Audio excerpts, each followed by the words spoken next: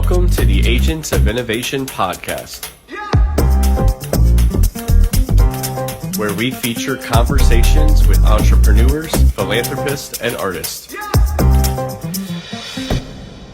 Well, welcome back to the Agents of Innovation podcast. I am your host, Francisco Gonzalez, and I'm down here in Buenos Aires, Argentina, with the Jerz Way, as he's known on Twitter.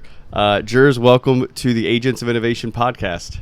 Glad to be here. We've been talking about this for a while, so I'm excited for this. We have, and I have to do a little plug here to remind people, if this is your first time listening to the Agents of Innovation podcast, make sure you subscribe to us. We're on all the channels, YouTube, Spotify, Apple, wherever you listen to podcasts.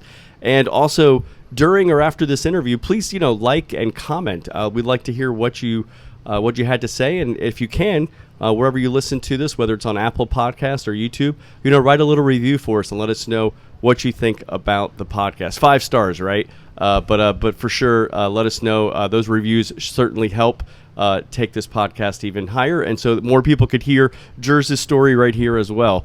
So we first connected on Twitter, now known as X, and Jerz and his girlfriend Gabby, they were able to meet up with us on the Fearless Journeys group trip in Medellin, Colombia, where they primarily live, but it just so happens they're in Buenos Aires, Argentina right now. We're going to get to that story, Jerz, but Absolutely. But I know you're part of your story where I want to go back to. You are originally from the United States. Can you tell us a little bit about where you grew up and then maybe kind of bring the story to when you left the United States? Absolutely. So I like to call myself a recovering American. It's been about 15 years now, 16 years since I left the U.S. I'm originally from California, grew up in the San Francisco Bay Area, and very traditional, grew up as a suburb of San Francisco, just your stereotypical American childhood. Went to college in Arizona, and at a certain point, I just sort of realized that this traditional American dream, American lifestyle wasn't for me. When I started out, I have always been very entrepreneurial, and I started a few businesses and eventually sort of got into real estate development in South Florida. Did that in my late 20s, early 30s, and this is pre-2008, so the market was absolutely booming. Had some success with that, and just realized that I wasn't happy. That sort of just work the American way wasn't for me. And I made the decision that when that market sort of started to head south, I was going to take some time off. The original idea was maybe 6 months, year, traveling around Latin America. And here I am 16 years later, really never slowed down. Yeah, so, okay, interesting. A few things I got to talk to you about there. You grew up in California. You also worked in real estate in the booming South Florida market in the early to mid 2000s, that period. And actually before, so this would have, you're right, mid 2000s. Yeah, by the way, if you think it was booming then, you should see it now. Yeah, absolutely. I was there a few weeks back, and it's crazy, all the development. But, Jerz, one of the things you just said here, you were talking about how you grew up very entrepreneurial, which to me implies work ethic, amongst many other things. But then you said the American dream, work, wasn't for you. So can you explain the difference here between those two concepts? Yeah, it's interesting because I always just thought that that's how you did it. That was sort of the environment I grew up in, the work ethic that was instilled in me by my parents, and sort of the community, my friends. It was all about, you study hard, you get good grades, you go to a good college, you get a job. So that first step I never really jumped into. I never wanted to do like a corporate job or something like that. I always had this sort of entrepreneurial drive, and experimented with a few different businesses. And I enjoyed it. I mean, I thrive off of work and I like work, but I knew there was more. And so that's sort of that dichotomy between, the work, go, go, go, but also knowing that, hey, maybe there are different ways out there. Maybe there are different ways to do it. I had always been like an avid traveler. I started when I was in the university, so 18, 19 years old. In the summers, I started going to Europe, and it was just so different. The way of life, everybody spending their afternoons at restaurants, just enjoying life. That always spoke to me. I knew there had to be a different way. And so after sort of testing the waters, doing some businesses, I said, hey, I'm going to take some time and really explore. And that's sort of how I came to Latin America. So it was about 2008, and that's sort of around the same time the real estate bubble was bursting too, right, in 2008. Where did you first go in Latin America, and what was your thinking in terms of how long you might be there? So the first stop was Panama, as it is for a lot of people, mostly because my research, and you got to keep in mind, research was a lot more difficult back then. You didn't have the wealth of information. The internet was still newish, and there certainly was not the information that you have today. And the limited information I could find said Panama's a great place to start. There's a thriving expat community. It's great for business, for banking, because I always knew I wanted to set something up in Latin America, but I didn't know what it would end up being. And so I started in Panama, and turned out I didn't like it. The original idea was going to spend 6 months-ish in Panama. I made it almost that. I think I was there 4 or 5 months, and Panama just really did not speak to me. And this was the Panama of 2008, too, This was right? the Panama of 2008. And I don't know how it was in 2008. I visited for just 4 or 5 days in 2021. Enjoyed my time, but the one thing is when I landed and we drove around, I said, this kind of looks like Miami. I mean, the skyline, I don't know what it was like then, but... Exactly. They were really building up that skyline. It's definitely improved since then. But it's sort of... It's going to sound sort of harsh, but it's like a second-rate Miami. It's all there, but it's very rough around the edges, almost like post-apocalyptic. You have all these high-rises, but if you look too closely, they're not put together so perfectly. And you have all these high-rises, and they're vacant. There's nobody living in them, which is one of the interesting things. So from Panama, where did you go next? So from Panama, I went to Argentina. Oh, where we're at right now. Where we're at right now. I've almost come full circle, so to speak. Ended up spending a couple of years in Argentina. I loved Argentina. I found the city very European. As I mentioned, I really started all this traveling, taking these summer trips to Europe, and I found it very similar. You know, they say the Paris of Latin America, and that's really not that far off. I like the ambiance. I liked that you could walk everywhere. I liked all the little corner stores where you could buy your cheeses and your pastas. I really enjoyed the Argentinian people. I found them much warmer than the Panamanians. And so, I came to Argentina next and really liked it. Probably would have stayed if it had not been for a bad relationship I was in at the time. So from Argentina, ended up doing sort of a 180 and went to rural Costa Rica.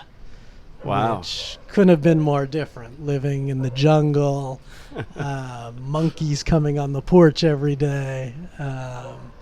So I did that for maybe 6 months, and then ended up in Medellin, sort of by chance, and really fell in love with Medellin back then. This was still very early.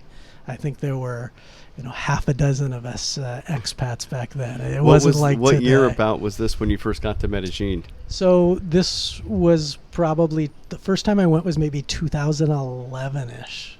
Wow, yeah. 2012 in there. Because you weren't really seeing a lot of expats there for probably, 6-7 years later at Yeah, least? exactly. And I know the COVID 2020 period was like a tipping point where you got a lot more co-working spaces and things like that. Exactly. I mean, when I first started in Medellin, walking around even what are now the touristy areas, Poblado, Parque Jerez, literally you would not hear English. Comuna 13?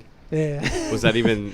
that was they were it was right at the point that they were sort of trying to open that up to be a tourist attraction, but it was not. Well, we visited there and had a really interesting inside tour there. Met a local entrepreneur, my friend Carlos, who I met on my first visit to Medellin, as our local tour guide there when we did it, and it was a great experience. But I've read about it and read a whole book about that area, but it's just crazy how 20 years ago was like the most dangerous area maybe in the world, and yet it's just had this amazing turnaround, and it's so full of life now, and it's hard to even imagine it being a dangerous place. But it would have been interesting, right, to see that turn. It was really interesting to see the change in all of Medellin, because it had, I'll give you an example. So originally my idea was to go to Cartagena, which was at that time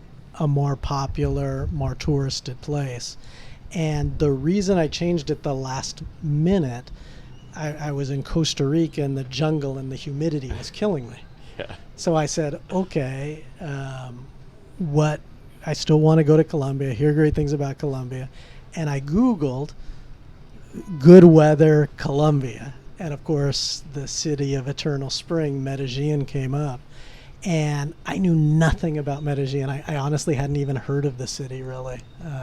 It had the reputation, so Pablo Escobar, I knew that, but I knew nothing about the city. And I remember I put it in Google, Medellin, and this is probably 2010. The first article that pops up is a Time magazine article from 1988. Oh, wow. And the title of the article was something to the effect, Medellin, the most dangerous city in the most dangerous country in the world. And so my sort of adventurous side said, okay, I want to check this place out. Well, that's pretty funny.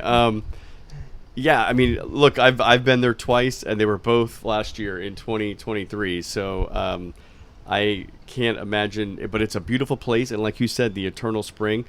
Compared to, so I've only been in Bogota and Medellin in Colombia, but our mutual friend Ben Newman, who you met on the Fearless Journeys trip to Medellin, he and his wife Christina, and you met Christina too. They went to Cartagena just a couple weeks ago, and I saw one of Ben's posts, and he said, "It's hot, I'm sweating. It's like Florida, right?"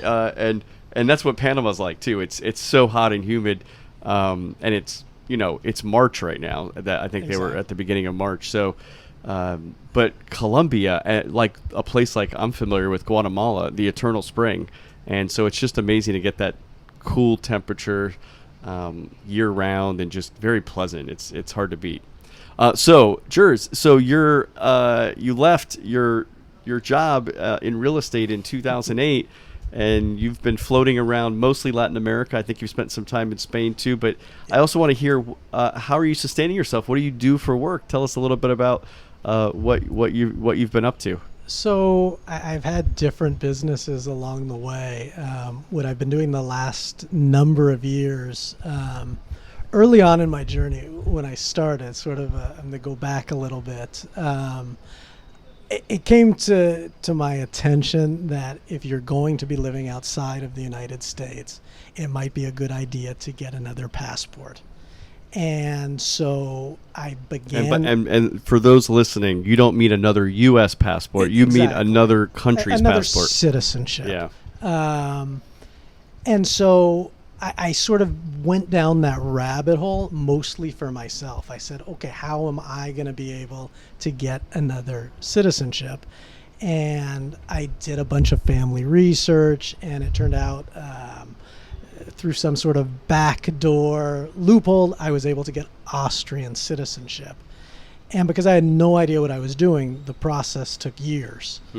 And in doing it, though, I made a bunch of connections, and I enjoyed researching. I enjoyed sort of putting that those connections together and seeing it come to fruition. So after I was successful, some friends, acquaintances started coming to me, hey, you got another passport. That's pretty cool. Can you help me? So I started helping a few people with citizenship by descent. And over the years, it just sort of grew into a pretty big business. And so mostly what I do at this point, I work with citizenships. We've added residency, business formations, tax optimization, really strategies for the person who has either already left their country or the person who is sort of in their country. They're not liking the direction of their world, but they have no idea where to begin. I really have developed strategies to help people do what I did and start their journey to become a world citizen, so to speak. Yeah, and by the way, if you're not following Jerz on Twitter, he has a great Twitter account at the Jerz Way, right? Jerz Way. Yeah. And I'll put that here in the show notes and everything so that you can find it easily. But he gives daily lots of amazing advice, and if you want to dive further, you can connect and work with him.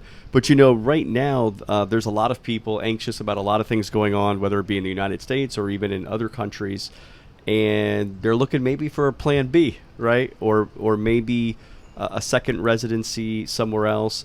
So there's many reasons people want to do this. Maybe it's political reasons. Maybe they're frustrated with what's going on politically in their own country. And for some people, it's not just, I'm going to pay more taxes or whatever, but it might be a freedom issue in some countries, right?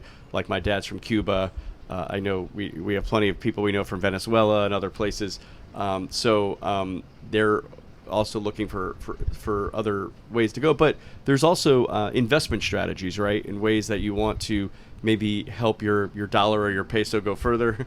And so tell us a little bit about maybe some of the reasons why people might want to either get a second citizenship, a residency, maybe bank in a different country. Why would they want to do this, and what are some of the general advice you might give? So there are different types of people I work with. The first type are the younger individuals who are starting out, a lot of people in their 20s who sort of look at the world and look at the world of their parents, where they were able to buy a house and sort of live that in the U.S., the American dream, but in other countries, a similar thing. Many of the people we work with are not from the United States. They're from Europe, they're from Canada.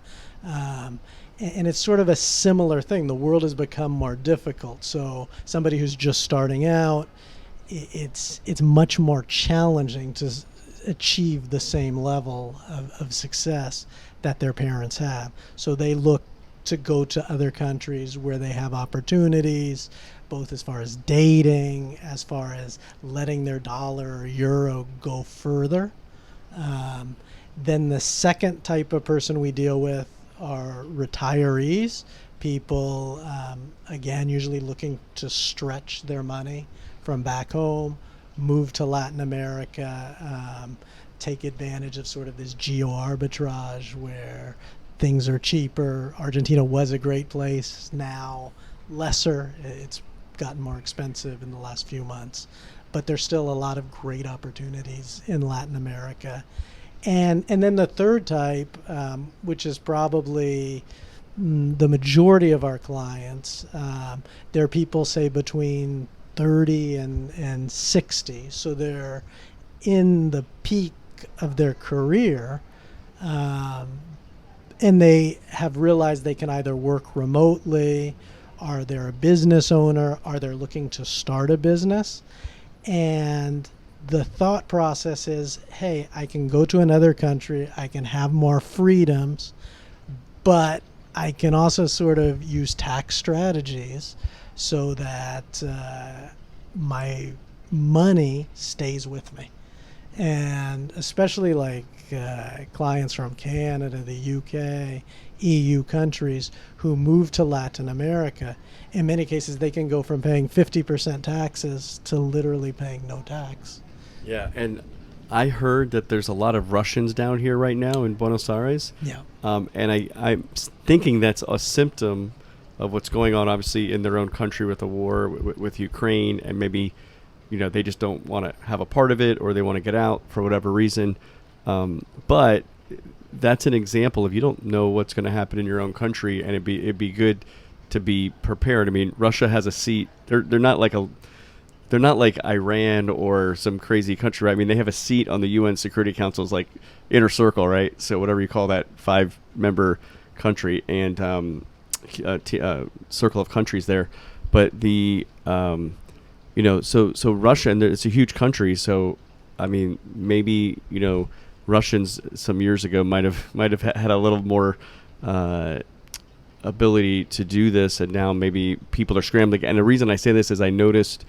I forget. I was just in Miami, and I was listening to a presentation of people trying to help people acquire other citizenships, and they said there's this country. It was a country in Latin America, and I'm forgetting the name of it off the top of my head, but they're one of the very few countries in the world that are still accepting Russians to become citizens. It's probably Argentina. It wasn't Argentina. It was a Argentina. very small country on the north side of South America. But anyway. But maybe it's Argentina too. But but what I'm saying is, for Russians, as an example, the world got really small very fast for the number of countries that would allow them to claim residency and start the citizenship process because of what's going on in their country, and they don't have any control, what's going on with their government leaders. So that's just kind of an example of maybe a plan B is a good idea. Exactly. It's there're just so many changes, and I think the last 5-6 years has shown us how quickly the world can change. And whether it's restrictions, limiting freedom of movement, difficulty to move money between banks. I work with a lot of people who are in Bitcoin or in crypto, and more they're finding, living in the United States, living in Europe, they are unable to sort of move their money back and forth between crypto and fiat currency. Well, if they get new citizenship, if they get new residencies, they start banking in Latin America, it becomes possible. And there are myriads of reasons why people do this, but a lot of it does have to do with a plan B and just the optionality, having a choice. And the best time to give yourself more choices is before your choice is actually limited. Yeah. So what's interesting to me about your story as well is you are now, your business is to help other people acquire these citizenships, residencies, advise them financially, where to bank, what's the best kind of thing. And what's interesting to me about that is, when you left the U.S. in 2008, on your Latin American adventure, which you may not have known it was going to be this long, but you came across these problems yourself, right? You mentioned how long it took to get the Austrian citizenship, and maybe it was more expensive too, and you may have found a better path had you known. And so somebody could be sitting here right now listening or watching this and thinking, hey, yeah, I've always thought about doing that, and maybe they could spend all the time in the world in their own life trying to figure it out and go on all the websites and do all the research. But you're like, I'm going to help you because I know all the information. This is my business. And I think that's interesting. It was a problem for you, and you turned it into a solution, not just for yourself, but for other people. Exactly. And so much of it, I'll give another example. So when I first moved to Colombia and I decided I want to stay there, I need a visa, because if you want to stay more than 180 days in the country, you need a visa. And I was sort of a combination of being cheap and stubborn. I said, I can do this myself. And so, I did the research, I talked to people, and, I thought I had this perfect plan to get the visa. And I put together all the papers, and I basically went into you had to do it at the consulate back then. I went into the consulate, and they basically laughed at me. And what I thought was easy turned out not to be. And I paid to take a trip, and it ended up costing me 2-3 times what it would have cost me if I had just followed somebody's instructions who actually knew what they were doing. And now to this day, every time I renew my Colombian visa, when the system pulls up my record, it shows my visa that I was denied for all those years ago. Oh, wow. So you've now been in Medellin primarily, but I think you also go to Spain a lot. Is that right? Yeah, so I was primarily in Medellin from when I got there till about 2016, 2017. And at around that time, I'd done a couple businesses in Colombia, and I was just sort of tired. I needed some change.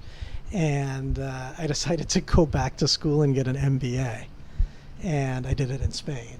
Oh, wow. So where, like at a university in Spain? IE, which is one of the better business schools in Europe.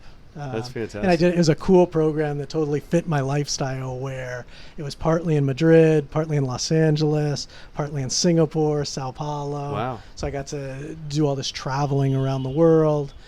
I got an MBA. And then after I finished that, I stayed somewhat in Spain. Always careful never to spend more than 6 months there because I don't want to become a tax resident. But I spent a lot of time in Spain, still going back some to Medellin.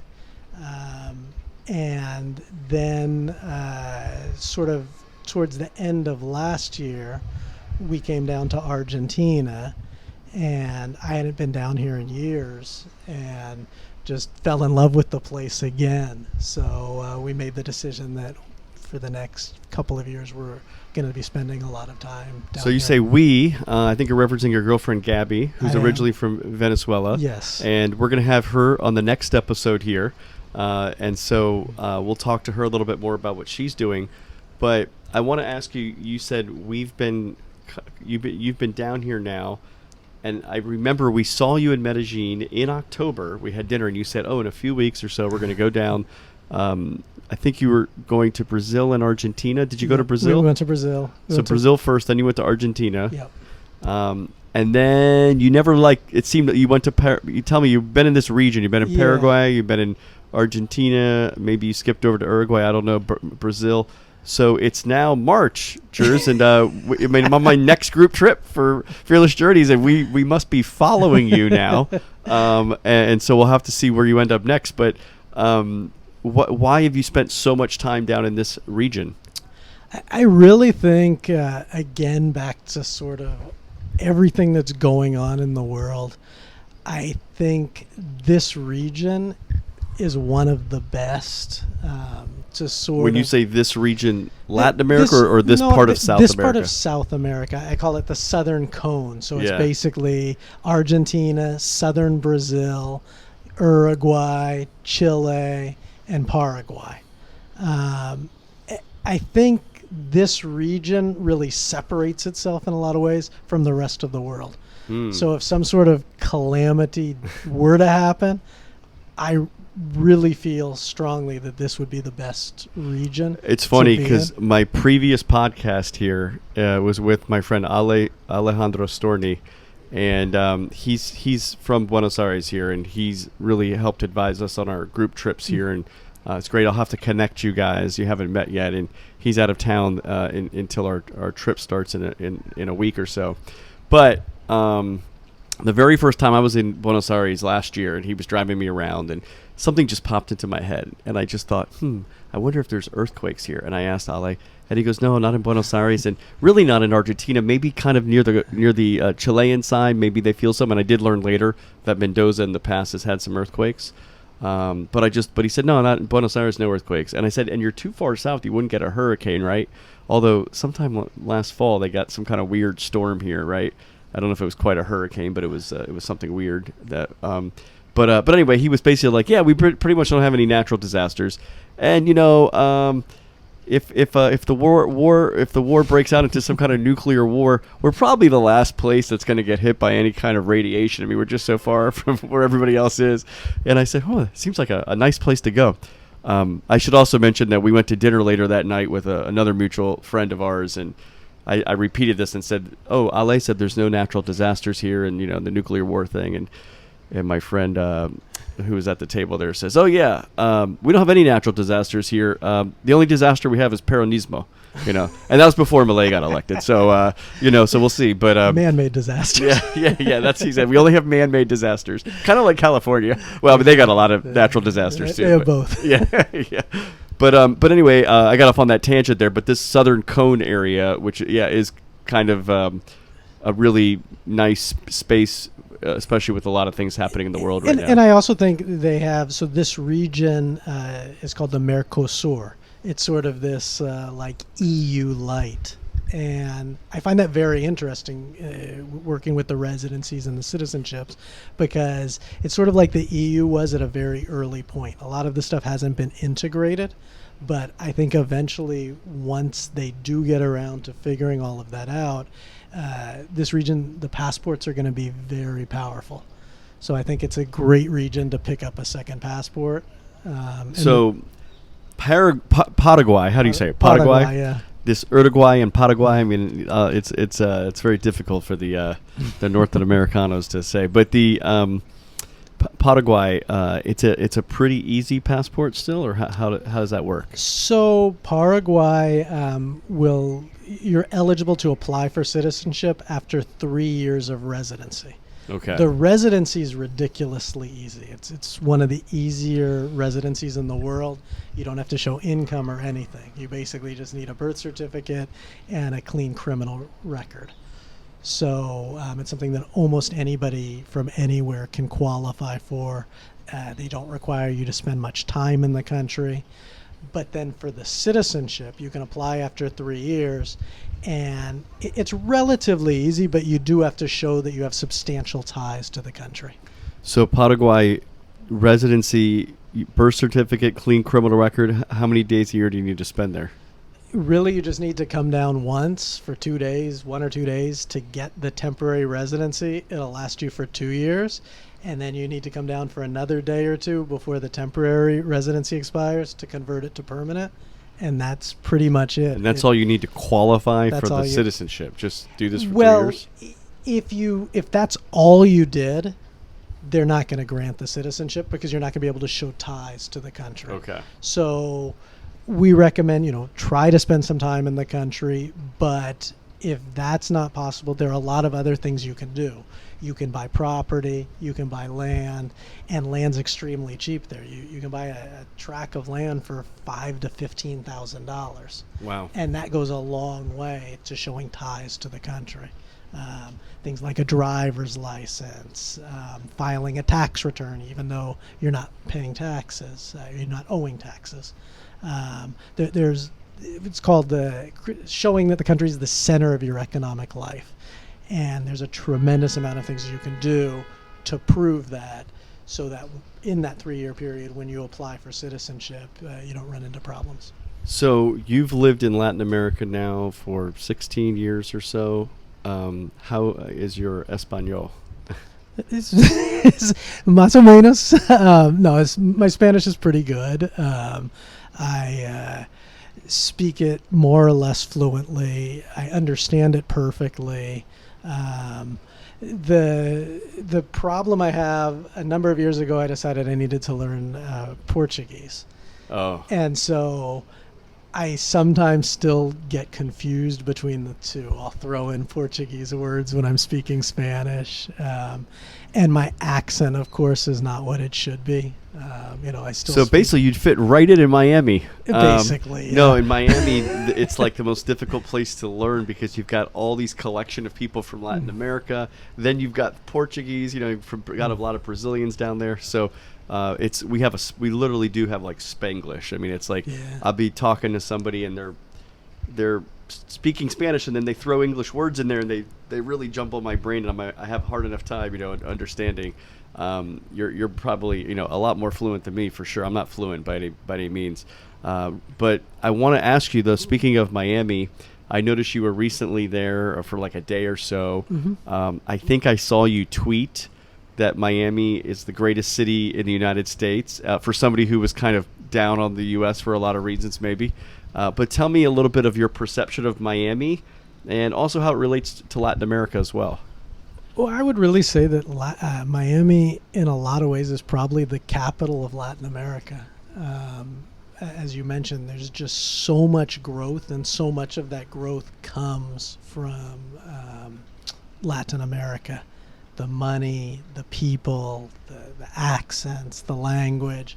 When I was there, it was funny. I ordered an Uber, and I was in Coral Gables, and she, I have my Uber account has a U.S. phone number. My name's Jeremy in the Uber, and she writes me in Spanish. So it's like that's the default language. Years ago, I actually lived in Miami, and I remember going into a pharmacy when I spoke not a single word of Spanish, and they couldn't help me because the pharmacist and nobody working in the store spoke English.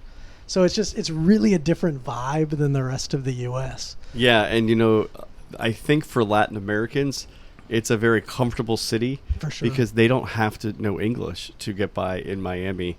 I actually kind of joke. I think I've encountered so many more English-speaking Latin Americans in Latin America than in Miami.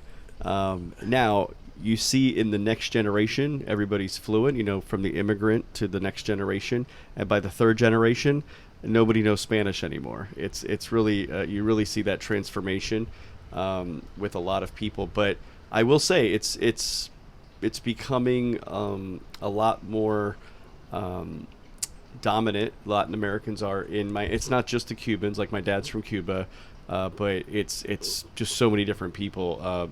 We kind of joke we have the waves of whatever country's having the most trouble at the moment. We get the waves of immigrants from those countries. So we've gotten the Cubans and Nicaraguans for a long time, and Haitians, and in the last 20 years or so, Venezuelans and Argentinians. We have a lot of Argentinians, Brazilians for many years. And even when things aren't going so bad in those countries, right? People maybe find ways to connect in Miami and build businesses and things like that. So we're kind of seeing that. And I totally agree with you. I think Latin America. I think Miami is the capital of Latin America now, and it's weird to say that because you kind of go, well, is it geographically Latin America? Well, almost, right? Kind of. But I think the big thing is like Latin America doesn't have like its own Washington, D.C., for example, right? Where like there's like a capital where everybody goes and talks to each other. But Miami is that place. People literally go from Latin America to do business with other Latin Americans in Miami. And I don't know what you were there for. Were you there for some I was actually just flying through. I was coming from San Francisco and I had a ridiculous layover in Miami. So I just got out of the airport and said, okay, I'm going to go eat some lunch, go to the beach, enjoy the city for the day. Yeah, and but that's the other aspect of Miami, right? It's a connection point sometimes. Mm-hmm. Panama is too. Certainly right? for Latin America. I mean, if you fly between the U.S. and Latin America, odds are you are going to go through Miami. Yeah, that's great. Well, we're getting close to wrapping this up, but I wanted to ask you something because earlier in the podcast, and I've seen some of your tweets where you've maybe mentioned that the American dream is over or the American dream isn't what it used to be. I just recently wrote a book. I think I gave you a copy called "The American Dream is a Terrible Thing to Waste." My perception is no matter the challenges that we face politically, economically, whether it be disruptive technologies like AI or just what the internet has done in general to so many businesses, exporting of jobs overseas, there's a lot of things that have been very disruptive to the traditional American dream.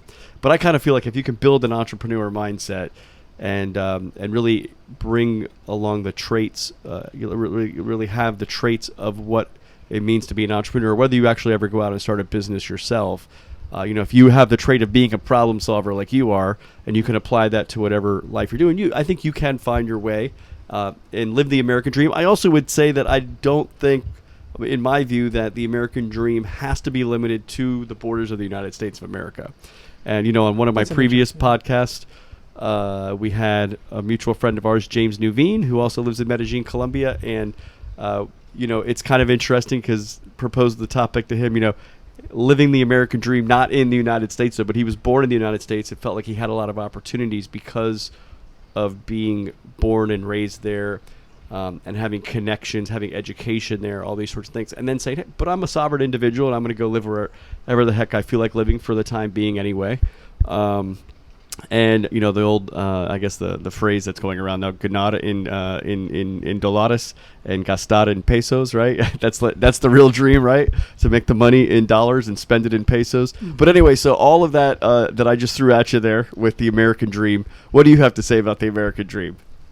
Well, I think the traditional American dream, it's not possible for the majority of people anymore in the same way that it once was. So I think the idea, at least the way it was always explained to me, the American dream is anybody can come to this country, work hard, purchase a house. Back then when everybody was talking about the American dream, the idea was really, you get married, you have a good enough job, even if you're not particularly educated, that you're able to support a family. Mm-hmm. The wife is able to stay home and raise the kids. And I think that's really a luxury that doesn't exist in too many places in the world, and certainly not in the U.S. at this point because of the cost. It's just become unaffordable for too many people. And I do sort of like the idea that the American dream maybe isn't limited to just America. Well, actually, we are in America. America's the continents. And I think for a lot of people, especially the younger people I work with, that's what they find. It's they are able at a young age to come to Latin America, ideally making income in dollars or in euros, and then spending the money in pesos. They're able to save money. They're able to pay a lot less tax. And over time, they can buy a house, they can get married, and they can raise a family in a more traditional way that one, may not even be possible in places like the U.S. or Europe, but two, from a cultural standpoint, I think that's almost frowned upon in a lot of ways these days. And you come down to Latin America, those traditional values are still very much alive. And so people find they can come down here and live a much more traditional life. Well, what's interesting to me, if you look at the past few hundred years and the American experience in terms of what we think of as the United States of America, the American experience has been one of constant mobility. We literally had pilgrims get on a boat because they were frustrated. They couldn't practice, the religion they wanted to, so they literally got on the Mayflower, right? They came over. We had other people come over just for economic reasons, maybe, right? Hey, I want to start afresh. Maybe they were just adventurous explorers, right? Whatever they were, but they came, and then you had the constant westward expansion of the United States, right? All the way to California and beyond, and to Alaska and everything. Maybe that adventure, the American adventure, is now going south, right? It's in Mexico. Mexico's doing much better. A lot of great opportunities there. For sure. Colombia, you mentioned Panama. I've been in Guatemala. I've seen a lot of great opportunities there. We're here in Argentina. We'll see what Malay does with this place. But obviously there's a lot of hot spots, a lot of trouble areas in Latin America. But I think it's probably better than it's ever been. And I think the other aspect of kind of just adding to what you said is, I think for young people today, I think you're totally right. I mean, when you look at the facts and you look at the numbers and you look at a lot of people's individual experiences, the cost of living is so much higher in the United States now. Salaries have gone up and things like that. But if you actually look at housing costs compared to income, the percentage is so much higher than it was before. There's a lot of reasons for that. I mean, people have more space in some of these homes now, and but the cost is always economically, it's always supply and demand, right? So we aren't building, especially in the cities that people want to live in, fast enough to meet demand. Other places are falling apart. Maybe manufacturing has gone away at other places, things like this. But I do think, maybe people could expand their mind a little bit and say, hey, you know what? I don't have to be limited to these countries' borders anymore, especially the way the economy, allows me to work. The technology allows me to work from wherever I am and travel as fast as I can, to get from one place to another. So maybe the American dream is something broader than just the physical boundaries of the United States of America. And in some ways, you're a testament to that, because you've been doing this for 16 years, and you seem to be very happy in a lot of these places in Latin America. I do have to say that you go back. Do you have family in the U.S., and do they think you're crazy? What's going on with that? I do. I go back a lot. My parents are older, and I try to go back 3-4 times a year, which, especially from Argentina, they're in the Bay Area still, so it's even more difficult. It's a 9-hour flight to Florida, and then it's another 5-6 hours. See, I think that's where a place like Colombia, Guatemala, Mexico have advantages, is just the proximity. I could be in Colombia or Guatemala faster from Florida than I can be to visit my brother in Colorado. Yeah, I love Argentina, but I always say, for me, the biggest negative is just the proximity. I mean, we're at the end of the earth here. Yeah. And it's far to the United States. It's far to Europe. It's just far from everywhere. So yeah. So look, it has its advantages, like you said, but it's also, every place has something you got to look at and say, okay, it's the length of time it takes to get there. But it's doable, right? It's not like we're not Christopher Columbus took a lot longer to get across the ocean than the planes. The planes are great for the most part. So, yeah. Well, Jerz, this has been a really fantastic conversation with you, and I'm going to just pivot this by saying we're going to kind of continue a different element of this kind of conversation with his girlfriend in the next episode. So be sure to stay tuned, subscribe, like this, so that you can do that as well, and hear from Gabby, so that we'll hear a little bit more from her as well. But I just want to give you the last word. Any final comments you want to say? Well, it's great to do this, and anybody listening, I definitely encourage you to expand your mind and look at the possibilities that exist in the world outside of wherever you grew up or wherever you live. And it's a big world out there, so take advantage of it. And the best way they can reach you? So I'm on Twitter, The Jerz Way. My website is thejerzway.com, and all my contact information is there. Great. We'll put that in the show notes. Well, Jerz, thanks so much for being an agent of innovation, and thanks for being on the Agents of Innovation podcast. Thanks for having me.